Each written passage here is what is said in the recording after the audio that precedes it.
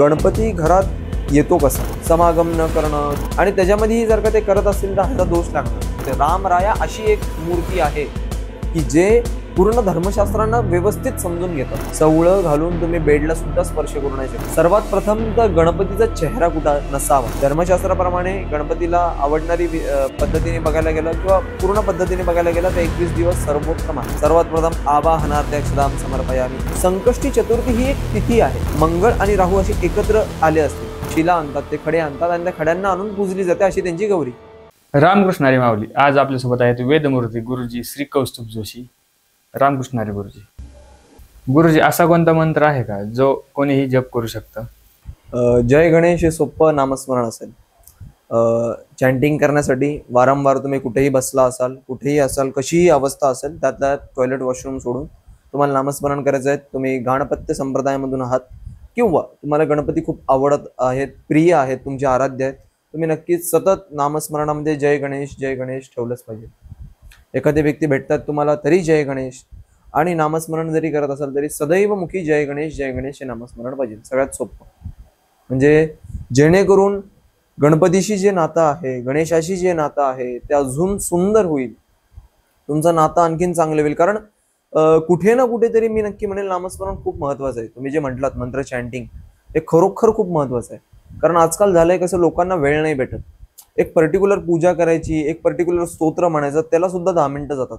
किंवा घरातील जरी गणपतीची पूजा करायची, मला गणपती आवडतात, पण मग कुठे ना कुठेतरी आपण आपले कामं बाजूला ठेवून तर प्रत्येक जण आता एवढा मोकळा नाही राहिलाय.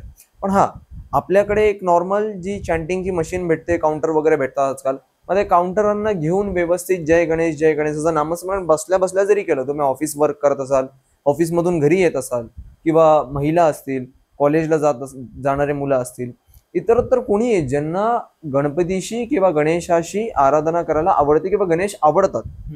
कसं असतं, आपण जेव्हा एखादे भगवंत, उदाहरण आपण सोपं घेऊयात, समजा 1-2 व्यक्ती प्रेम करतात एकमेकांवर, तर सर्वात प्रथम ते बोलतील, चालतील, त्यांचा संवाद होईल.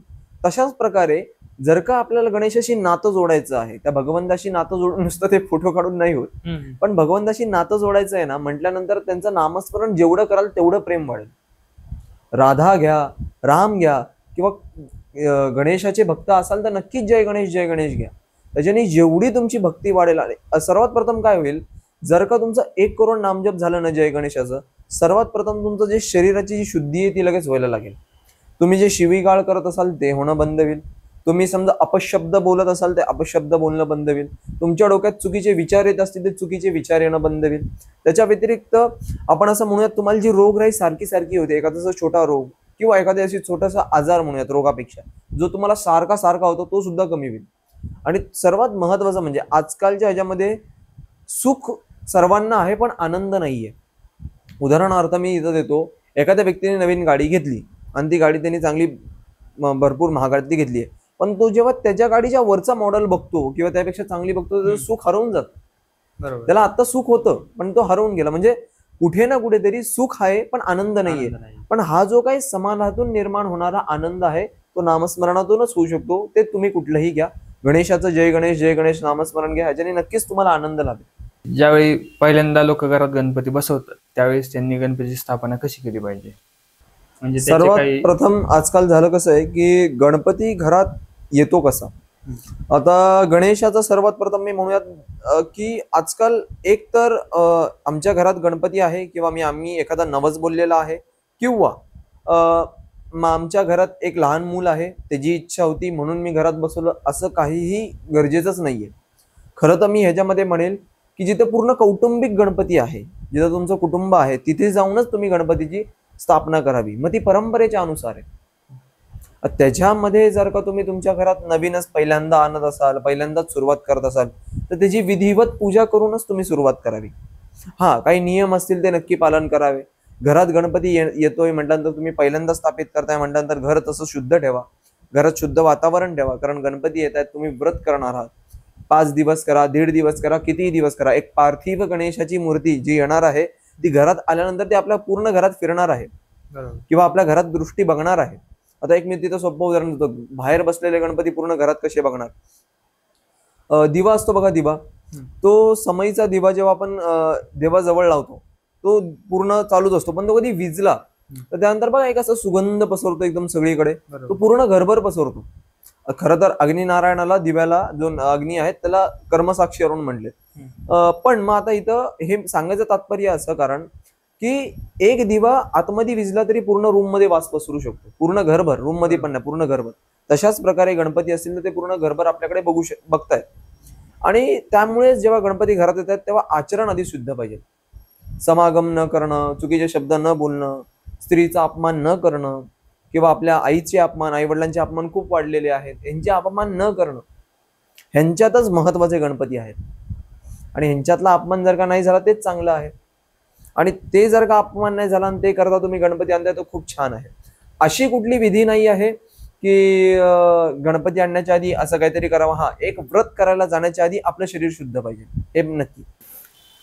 गुरुजी, ज्यावेळी आपण घरात गणपती आणतो त्यावेळेस घरातले वडीलधारे व्यक्ती किंवा अजून कोणी मोठे व्यक्ती जे असतात ते घरात ड्रिंक करतात किंवा अजून घरात आरडाओरडा करतात, तर अशा गोष्टी केल्या पाहिजे का? हे चुकीचं आहे, हे तर नक्कीच चुकीचं आहे. ह्याच्याकडं थोडंफार तरी कसं असतं, मी कधी कधी म्हणेल का ज्या गोष्टी चुकतात त्याला आपण ओरडलं पाहिजे. आपल्याहून वडीलधारे आहेत असा आपण अपमान नाही करावा, पण कुठे ना कुठेतरी चूक आहे ते चूक आहे, त्याला आपण बोललं पाहिजे. किंवा त्याच्यापेक्षा पैसेच देऊ नका ना ते होण्यासाठी, ते पण तुम्ही करू शकता जर का. आणि त्याच्यामध्येही जर का ते करत असतील तर ह्याचा दोष लागणार. त्यांना तुम्ही तसं सांगा की ह्याचा चुकीचं आहे, दोष आहे. ऐकतच नसतील तर मग थोडंफार ओरडणं सुद्धा मी म्हणेल बरोबरच असेल. कारण की गणेश घरात येत आहेत आणि तुम्ही असं करता ते चुकीचं आहे. तुम्ही तर म्हटलात की येण्याच्या आधी करतात. माझ्या कानावर तर असे काही लोक आहेत ते गणपती घरात आल्यानंतर त्यांना ते कारणच भेटून जातं, सगळी फॅमिली एकत्र आल्यावर. बरोबर. हा, म्हणजे मी ह्याच्या आधी म्हटलं की हिंदू धर्माची परावकाष्ठाची सीमा आलेली आहे. बरोबर. लोकांना फक्त आणि फक्त त्यांना जे पटतंय ते योग्य आहे. धर्मशास्त्र काय सांगते ते योग्य नाहीये. धर्मशास्त्र एकतर कडू कारल्यासारखं आहे, खूप कडू कारल्यासारखं आहे. ते मला सुद्धा तसंच आहे. मला इथं येऊन बसायचं असेल तर आज मला संध्या करावी लागेल. आणि मी हे कारण देऊ नाही शकत की नाही मला आता संध्या करायला वेळ नव्हता किंवा हे नव्हता, हे माझं मूर्खपणाचं कारण असेल. धर्मशास्त्र जेवढं मला कडू आहे तेवढंच तुम्हाला पण कडू आहे, आणि जेवढं तुम्हाला कडू आहे तेवढं मलाच कडू आहे. हा, कारण होतं काय, काही जणांना असं व्हायला लागतं की नाही काही नियम जरा जास्तीचे आहेत, मग जेवढे पाळता येतील तेवढे नियम पाळावे. कारण ही घटना इथं होते, जेवढे नियम पाळता येतील तेवढे पाळूया, जेवढे नाही पाळता येईल मग करूच नका ना. बरोबर. उपकार तरी कशाला करते देवावर, करूच नका. धर्मशास्त्र जेवढं माझ्यासाठी कडू आहे तेवढंच तुमच्यासाठी, आणि धर्मशास्त्र असंच आहे. तुम्हाला इथे एक उदाहरण देतो बघा. तुम्हाला लक्षात असेल तर रामायणात मधली एक स्टोरी आहे. ज्या वेळेला रावणाला सोडून विभीषण जेव्हा यांच्याकडे आले, रामरायांकडे आले, त्यांच्यानंतर रावणाला मारलं. रावणाला मारल्यानंतर मंदोदरीचं लग्न विभीषणासोबत लावून दिलं. कोणी? रामांनी. आता हिथं एक आहे, ती त्यांची वहिनी आहे, तरी त्यांचं लग्न लावून दिलं. आता हा प्रश्न उद्भवू शकतो, रामांनी असं केलं. रामांनी हे करण्याच्या आधी ते सप्त ऋषींना भेटून हे सगळं केलं होतं. रामराया अशी एक मूर्ती आहे की जे पूर्ण धर्मशास्त्रांना व्यवस्थित समजून घेतात. त्यांनी असा निर्णय घेतला म्हणजे कुठे ना कुठेतरी धर्मशास्त्र रामरायांना नाही चुकलं. धर्मशास्त्र ते रामरायांना सुद्धा सांगतं की तुमच्या पत्नीला लांब ठेवावं लागेल. जेव्हा माता सीतेचा हा प्रसंग झाला, लोकांनी त्यांच्यावर लांछन लावले की तुमची सीता ही पवित्र नाहीये. आणि पण मी हे श्लोक आहे, तुम्ही सकाळी उठताना जर का म्हटलात अहिल्या द्रौपदी सीता तारा मंदोदरी तथा पंचकम नाम स्मरेन नित्यम महापातक नाशन. सीतेचं नाव नुसतं घेतल्याने महापातक नाशक होऊ शकतं. मंदोदरीचं पण नाव आहे ह्याच्यात. एवढ्या त्या पतिव्रता स्त्री आहेत. म्हणजे रामांनी ह्या काही घटना केल्या त्या किती महत्वाच्या आहेत. म्हणजे जो धर्मशास्त्र आहे, धर्मशास्त्र काही जणांसाठी कडू आहे, ते कडूच आहे. मंदोदरीला सुद्धा ते कडू वाटलं होतं. कडू वाटलं होतं कारण ते पूर्णच हे संपलं होतं, कुळ संपला होता, कुळ चालला पाहिजे, त्यामुळे रामांनी हे करून दिलं. मग ते धर्मशास्त्राप्रमाणे एकदम योग्य आहे. कारण मंदोदरी ही योनीतून जन्मलेलीच नाहीयेत, ते एका कुंडामध्ये जन्मलेले आहेत, मडक्याच्या कुंडामध्ये जन्म आहे. तसंच आपण माता सीतेकडे येऊयात. माता सीतेकडे जेव्हा हे झालं, माता सीता जेव्हा गेल्या तेव्हा रामराया पूर्ण रात्रभर एक या बेडवरती त्यांच्या ह्याच्या शयन कक्षामध्ये एक साईडला सीते, परत एक साईडला होऊन सीते, एक साईडला सीते, एक साईडला सीते, असं करत करत करत रात्रीची सकाळ झाली त्यांची. सकाळी नगाडे वाजायला लागले सकाळचे, प्रातःकालाचे. त्यांचा असा वेळ गेला. म्हणजे कुठे ना कुठेतरी धर्मशास्त्राचे जे कडू नियम आहेत ते रामांना नाही चुकले, कृष्णांना नाही चुकले, ते आपल्याला काय. मग त्यांनी तिथं कॉम्प्रोमाइज नाही केलं. मग जेव्हा आपल्या घरातले वयोवृद्ध लोक असतील किंवा इतरोत्तर कोणी असेल, कॉम्प्रोमाइज करून नाही चालणार, तुम्हाला कुठे ना कुठेतरी शिस्तबद्ध नियम करावेच लागतील, ह्याच्यावर दुसरा पर्यायच नाही ना हो. बरोबर. असा कुठला उपाय नाहीये की आपण तो सांगितला म्हणून करेल, त्यावर काही प्रायश्चित्त नाही. चूक झालीच नाही पाहिजे, आणि होते तर मग प्रायश्चित्त आहे. आणि जी चूक जाणून बुजून होते ना, त्याचा दोष महादोष आहे, मी तर म्हणेल महापाप आहे, जी जाणून बुजून होते. आणि मी शेवटला तेच म्हणतो, धर्मशास्त्र जेवढं तुमच्यासाठी कडू आहे ना, त्यापेक्षा दुप्पटपटीने माझ्यासाठी कडू आहे. कारण मला वैश्वदेव करायला सांगितलंय. मला जो भात शिजवायचा आहे तो आधी मला वैश्वदेवात शिजवायचा, आणि मग मला स्वतःला खायचा आहे, माझ्या फॅमिलीला. बरोबर. कारण एक सिक्वेन्स होतो की गुरुजी असतील किंवा इतरोत्तर लोक असतील, ह्यांना धर्मशास्त्र काय नाही, पण आपल्याला धर्मशास्त्र डबल कडक आहे आम्हाला. आम्ही जर का 6-6 महिन्यांनी जानवे नाही चेंज केले यज्ञपवित करून, म्हणजे जानवेलना यज्ञपवित म्हणतात, व्यवस्थित श्रावणी करून, तर आम्हाला दोष आहे, आम्हाला मंत्र म्हणण्याचा अधिकारच नाहीये. मी संध्या करत नसेल, मला मंत्र म्हणण्याचा अधिकार नाहीये, एक दिवसही नाहीये. माझ्या तोंडातून चुकूनही मंत्र निघू नाही शकत. निघाला तर त्याचा दोष आहे, मला मंत्र निघाला तर चुकून सुद्धा. एवढे नियम आहेत मला, एवढे आहेत तर तुम्हाला थोड्यामध्ये नियमामध्ये जपत नाही, ते सुद्धा तुम्ही वर्षातून एकदा करताय. गुरुजी, गणपती स्थापना ही सवळनेसूनच का करावी व त्याचं महत्व काय? शुद्धता. का शुद्धता? तुम्ही एखादा कार्य करताय, जे दैवी कार्य आहे, ते दैवी कार्य शुद्धतेने व्हावे. सवळ्यामध्ये तुम्हाला आतमध्ये जी काय आपण अंतर्वस्त्र पुरुष जे घालतात ती सुद्धा नाही घालायला सांगितली. सवळं घालून तुम्ही बेडला सुद्धा स्पर्श करू नाही शकत. जिथं तुम्ही झोपताय एखादी चादरला जरी तुम्ही स्पर्श केला तर लगेच धुवायला सांगितलंय. सवळं हे रोज धुवायला सांगितलं शास्त्राने. रोज देवपूजा करताना घाला. देवपूजा करताना रोज सांगितलं. तुम्ही तर फक्त त्याच्यामध्ये गणपती स्थापना आहे त्याच्यामध्ये तर नक्कीच घातलं पाहिजे. पवित्र वस्त्र, अत्यंत पवित्र, म्हणजे पवित्रतेमध्ये सर्वात उत्तम स्तराला ते सवळं. स्त्रियांना पण सवळं असतं, पुरुषांचं पण सवळं असतं. मग ते त्याच्यामध्ये प्रत्येक वस्त्रामध्ये ते जास्ती पवित्र आहे. ते वस्त्र जास्ती पवित्र मानलं गेलंय म्हणून ते परिधान करावं. आणि तेच प्रत्येक जणच करतात, देवता सुद्धा करतात. राम काय परिधान करतात? पिवळं पितांबर परिधान करतात. नारायण काय परिधान करतात? पिवळं पितांबर परिधान करतात. त्यामुळे ते पवित्र आहे भरपूर, आणि त्यामुळेच ते आपण परिधान केलं पाहिजे. कसं आहे की आपण एखादी गोष्ट करायला गेलो तर आपण समजा एखादी गाडी घ्यायला गेलो तर चांगल्यातली चांगली घेऊ ना, वाईटातली वाईट तर नाही. तसंच चांगल्यातलं चांगलं व्हावं म्हणून सवळं घालावं. आणि सवळ्यातले नियम चांगले असल्यामुळे, व्यवस्थित असल्यामुळे आपण चुकीच्या मार्गाला पण नाही जात. कसं असतं, जेव्हा एखाद्या लहान मुलाला भीती असेल ना की आई ओरडेल, पप्पा ओरडेल, तर तो चुकी करत नाही. तसंच आहे, तुम्ही जर का सवळं घातलेलं असाल तर तुम्ही चुकी करत नाही. ऑटोमॅटिकली तुम्हाला एक नियम नाही सवळं घातलंय, काही चुकीचे शब्द बोलायचे नाही, काही चुकीची वागणूक करायची नाही, तेवढंच एक बंधन तर लागलं. त्यामुळे सवळं घालूनच करावं, हेच उत्तम आहे. पॅन्ट शर्ट वर आणि कुर्ते घालून फोटो काढण्यासाठी हा मूर्खपणा आहे. गुरुजी, आता जसं बघतो आपण की सगळे मुलं किंवा वडीलधारी व्यक्ती ही गणपतीची स्थापना करतात, पण आता हळूहळू मुली पण गणपतीची स्थापना करायला लागलेत. तर हे बरोबर आहे का, किंवा हे चालतं का? गणपतीला निर्माणच कोणी केलंय?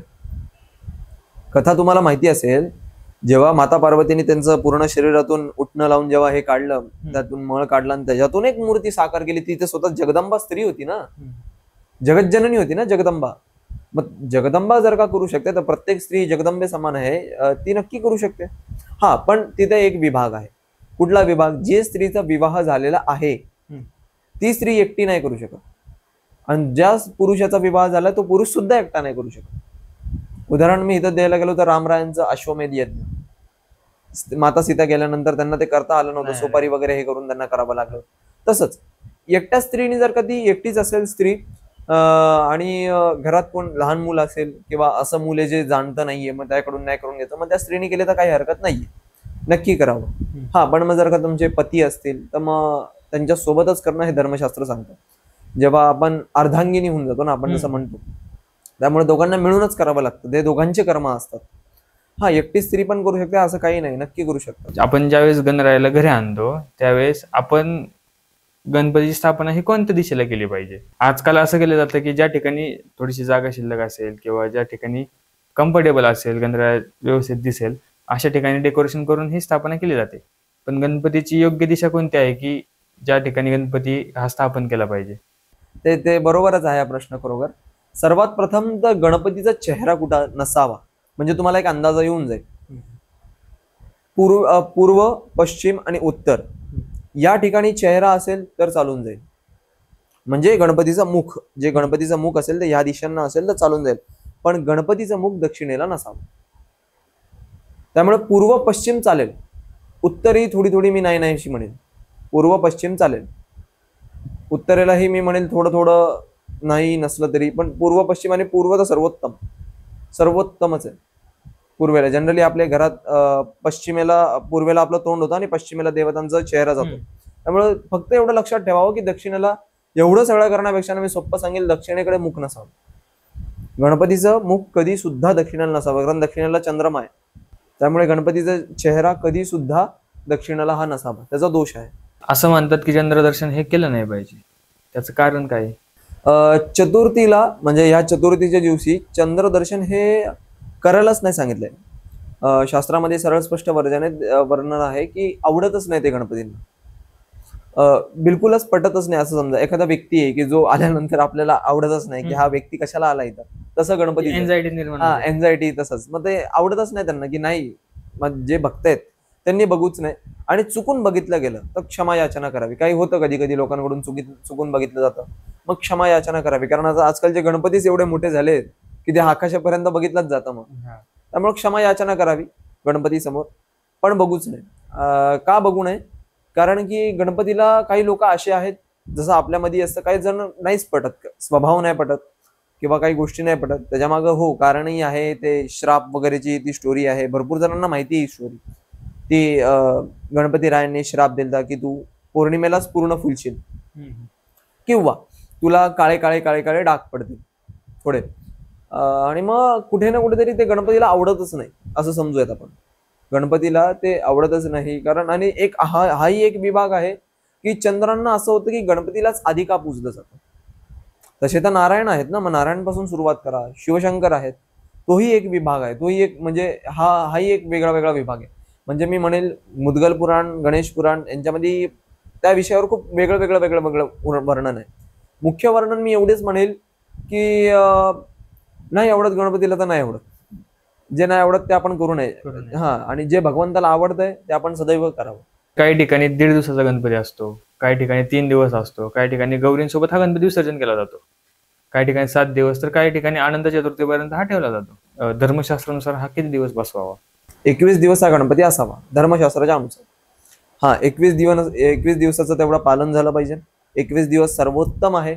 21 दिवसात रोज 21 आवर्तन व्हावे. रोज मी म्हणतोय रोज 21 आवर्तन व्हावे, असा तो धर्मशास्त्राप्रमाणे एकदम ब्ल्यू टिक भेटल्यासारखा आहे धर्मशास्त्राप्रमाणे, तोच उत्तम असेल. 10 दिवस हे किंवा बाकीचे असतील, मी ह्याच्या आधीही बोललो होतो की गणेशाचं व्रतच पूर्ण वेगळं आहे. हे व्रत आहे गणेशाचं. आणि मग कुठेतरी मी तुम्हाला सांगितलं की नदीच्या ह्याच्यावरती तीरावरती जाऊन करायचं. मग एखाद्याने म्हटलं नदीच्या किनारी जाण्यापेक्षा आता गर्दी झाली, मी माझ्या घरी येऊन जातो. मग एखाद्याने 1.5 दिवस ठेवला. आपलं कसं झालंय हिंदू धर्मामध्ये की प्रथा खूप लागल्या. लोक मूळ मुद्दा नाही वाचत आणि प्रथेमध्ये अडकतात की अशी अशी प्रथा आहे. पण हा, जे आत्ता चालू आहे ठीक आहे, मी म्हणेल काय असं वाईट नाही. अधिकस्य अधिक फलम, चांगलंच होतंय, काय वाईट होत नाही, उलट समाज सुधारणा होते. पण हा, धर्मशास्त्राप्रमाणे गणपतीला आवडणारी पद्धतीने बघायला गेलं किंवा पूर्ण पद्धतीने बघायला गेलं तर 21 दिवस सर्वोत्तम आहे. 21 दिवसच घरात गणपती असावा. खूप ठिकाणी असतो आणि खूप ठिकाणी 21 दिवस गणपती असतात काहींच्या घरात. म्हणजे साधारणतः मला असं अंदाज आहे की जे चांदीचे वगैरे गणपती स्थापित करतात घरात पूर्ण, किंवा मूर्तीचे जरी जे लाल मातीचे वगैरे जे काही मूर्तीचे स्थापित करत असतील तेही तसेच करतात. अशाच प्रकारे 21 दिवस सर्वोत्तम. काही ठिकाणी आपण गणपतीची स्थापना करतो, पण ज्यावेळेस गौरी येतात त्यावेळेस गौरींसोबत हे गणपतीचं परत आगमन केलं जातं. तर हे बरोबर आहे का? बिलकुल नाही. ज्या गणपतीला तुम्ही काय शब्द वापरता, स्थापना केली आहे, बरोबर, परत कशाला उठवलं? मग जी व्यक्ती एकदा बसली आहे, कारण वर्णन आहे, जेव्हा तुम्ही गणपतीची पूजा सुरू करता, सर्वात प्रथम आवाहनार्थे अक्षदाम समर्पयामी, आसनस्थाने अक्षदाम समर्पयामी, म्हणजे मंत्र बोलून आहे, मी डिरेक्टली बोलतोय. त्याच्यानंतर मग तुम्हाला पादयोः पाद्यम समर्पयामी, हस्तवर्गम समर्पयामी, मुखे आचमनीयम समर्पयामी, त्यानंतर स्नानियम समर्पयामी. आता तुम्हाला समर्पयामीच ऐकू आलं असेल. आता पादयोः पाद्यम समर्पयामी म्हणजे काय? पाय धुवा. हस्तवर्गम समर्पयामी म्हणजे काय? हात धुवा. मुखे आचमनीयम समर्पयामी म्हणजे काय? चूळ भरा. तुम्ही जेव्हा एखाद्याच्या घरात जाता, पूर्वी अशी प्रथा होती, बाहेर पाणी ठेवलं जायचं, हात पाय चूळ धुवूनच आतमध्ये जायचे. तसंच आहे धर्माशास्त्र. आणि त्याच्यानंतर काय? स्नान. म्हणजे आता त्याच्यानंतर स्नान आहे, हातपाय तोंड तर धुतले, पण आता त्याच्यानंतर मुख्य स्नान आणि मग त्यांना वस्त्र वगैरे. मग जेव्हा तुम्ही त्यांना हातपाय तोंड धुवून घरात एकदा बोलवलंच आहे, मग परत बाहेर काढून परत हे सगळं करायची गरज काय? आणि पहिल्यांदा कसं आहे, जेव्हा तुम्ही प्राणप्रतिष्ठित करताय त्या मूर्तीला अधिकार नसतो कुठेही असं इकडे तिकडे हलवायचा. मी इथे उदाहरण देतो दगडूशेठचं. दगडूशेठला जेव्हा त्यांच्या मूळ मंदिरातून उचलून परत त्या 10 दिवसाकरिता त्या मंडपामध्ये नेलं जातं, तिथं गेल्यानंतर परत एकदा प्राणप्रतिष्ठा असते आणि तिथून उचलून आतमध्ये आल्यानंतर परत एकदा प्राणप्रतिष्ठा असते. बरोबर. हे आपल्याला जमणार आहे का? हे सगळं सोंग करण्याच्या आधी पहिला आपला घरातला गणपती आहे, हे गौरी सोबत आणण्यासाठी मी तर म्हणेल सुरुवात कुठून झाली? फोटो काढण्यापासून. फोटोमध्ये गौरी गणपती असे सगळे व्यवस्थित येताना दिसतील, ढोल ताशा काही नाही. गौरींच्या वेळेवर आणा. आणि मग असं असतं तर मग धर्मशास्त्राने विभाग का दिला असता? मग धर्मशास्त्रानेच तुम्हाला गणेश चतुर्थी दिवशी गौरी आणायला लावले असते ना. बरोबर. मग तुम्ही हे करून वेगळं तुमचं डोकं कशाला चालवताय? जे धर्मशास्त्राने सांगितलंय ते योग्य आहे. एकदा स्थापित केलेल्या व्यक्तीला परत उठवता येत नाही. ते तेव्हाच उठवता येतं जोपर्यंत आपण संकल्प घेतलाय. कारण आपण संकल्प घेतो ना, 1.5 दिवसाचा आहे, 5 दिवसाचा आहे, 21 दिवसाचा आहे, 7 दिवसाचा आहे किंवा 10 दिवसाचा. तुम्ही संकल्पामध्ये एकदा बोललेला आहात की आम्ही एवढ्या एवढ्या दिवसांपुरता ठेवलाय, मग तुम्ही मध्येच 3ऱ्या दिवशी उचलून बाहेर घेऊन जाताय, म्हणजे संकल्पाचं खंडन झालं ना. अक्षरशः संकल्प हा देवाला सुद्धा घ्यायला लागतो. शिवशंकरांना सुद्धा संकल्प घ्यायला लागला होता. त्यांच्या विवाहाच्या वेळेला संकल्पाच्या वेळी त्यांना विचारलं होतं तुमचं गोत्र काय, तुमचे वडील कोण आहेत? त्यावेळेला त्यांनी उत्तर दिलं होतं खूप सुंदर, मीच सगळ्यांचं वडील आहे, माझे वडील कोण असतील? मग भगवंताला संकल्प घ्यायला लागतो आणि संकल्पाच्या व्यवस्थित त्या नियमाच्या नुसार चालायला लागतं. तर आपल्याला चालायला लागेल. आणि जिथं संकल्प आला तिथं आपल्याला नियमामध्ये यायला लागेल. संकल्पामध्ये तुम्ही जसं बोललेत ना, म्हणजे उदाहरणार्थ तुम्ही नवस बोलल्यानंतर तुम्ही बोललेत की मी गणपती बसवणार, मग बसवावं तर लागेलच. तसंच तुम्ही जे संकल्पामध्ये बोललेत की मी ठेवणार 1.5 दिवसासाठी, त्याशिवाय हलवणार नाही, मग तसंच ठेवायला लागेल. असं गणेश चतुर्थी, अंगारक चतुर्थी आणि गणेश चतुर्दशी यांच्यातील फरक काय? अंगारकी चतुर्थी कधी येते? मंगळवारी येते. अंगारकी चतुर्थी ही मंगळवारी येते. जी चतुर्थी मंगळवारी येते तिला अंगारकी चतुर्थी पकडलं जातं. हे खूप क्वचितच होत असतं, म्हणजे 2 महिन्यातून एकदा होईल, 3 महिन्यातून एकदा होईल, तशा तिथीप्रमाणे असते. आता संकष्टी चतुर्थी ही एक तिथी आहे आणि जनरली ही तिथी कधी येते? जेव्हा तुमची प्रतिपदा झाल्यानंतर 4था दिवस. चतुर्थी 4था दिवस, प्रतिपदेचा 4था दिवस. म्हणजे प्रतिपदा 1, द्वितीया 2, तृतीया आणि चतुर्थी. आणि आता चतुर्दशी कसं आहे? चतुर्दशी एकादशीच्या नंतर येणारा 4था दिवस. त्यामुळे ह्या दोघांचं कोणाशीही तालमेल नाहीये, कोणाशीही नाही. आता संकष्टी चतुर्थी आणि विनायकी चतुर्थी अशा 2 चतुर्थ्या आपल्या महिन्याभरातून एकदा असतात.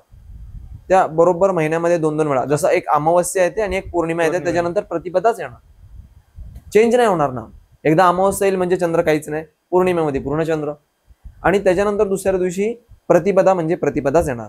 मग जेव्हा दिवशी प्रतिपदा आली आहे त्यातून एक प्रतिपदामध्ये विनायकी चतुर्थी, त्याच्यानंतर दुसऱ्या ह्याच्यामध्ये संकष्टी चतुर्थी, तेव्हा सुद्धा चंद्रदर्शन घ्यायला नाही सांगितलेलं आहे खरं तर. पण हा चतुर्दशी म्हणजे काय? तर एकादशीचा नंतर येणारा 4था दिवस.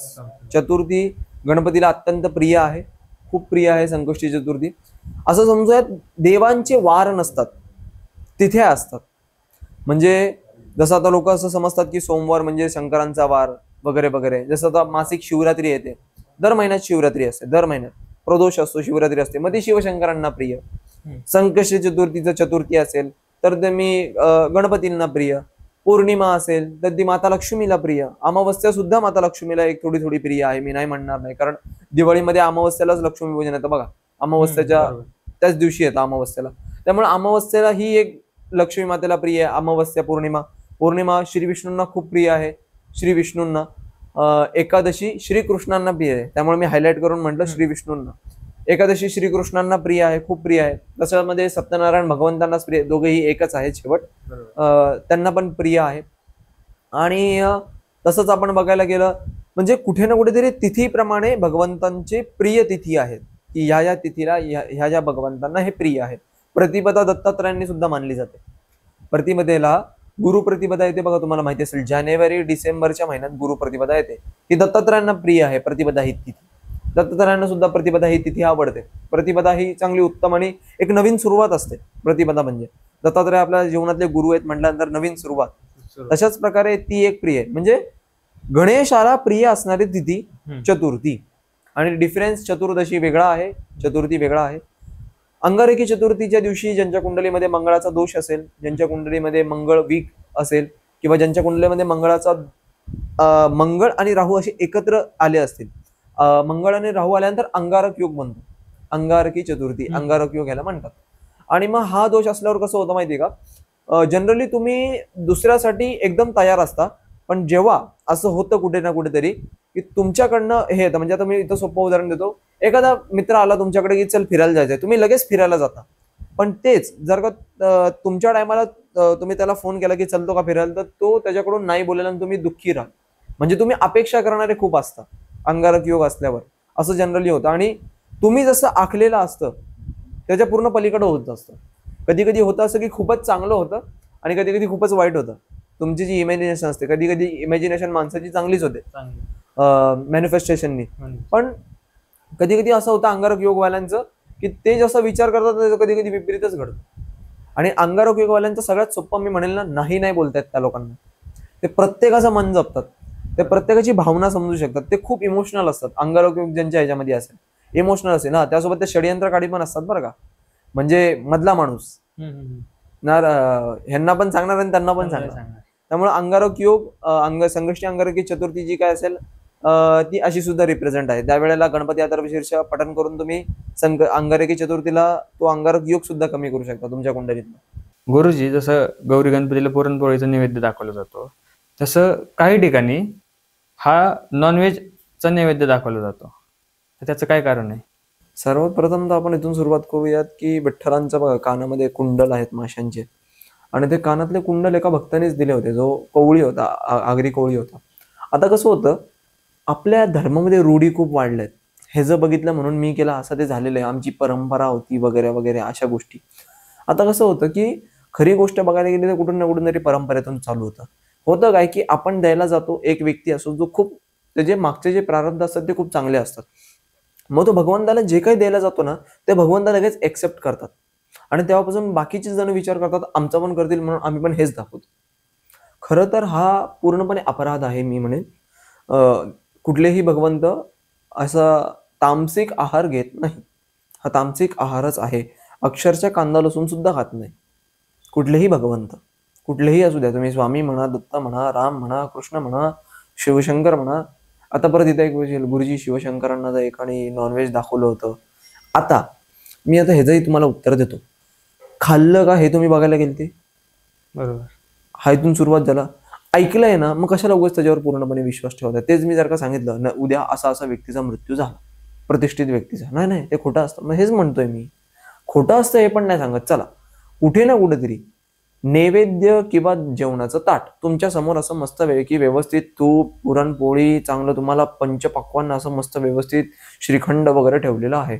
तोंडाला पाणी सुटेल ऐकूनच, म्हणजे तुम्ही श्रवण केलं, भावना उत्पन्न झाली, इमॅजिन झालं.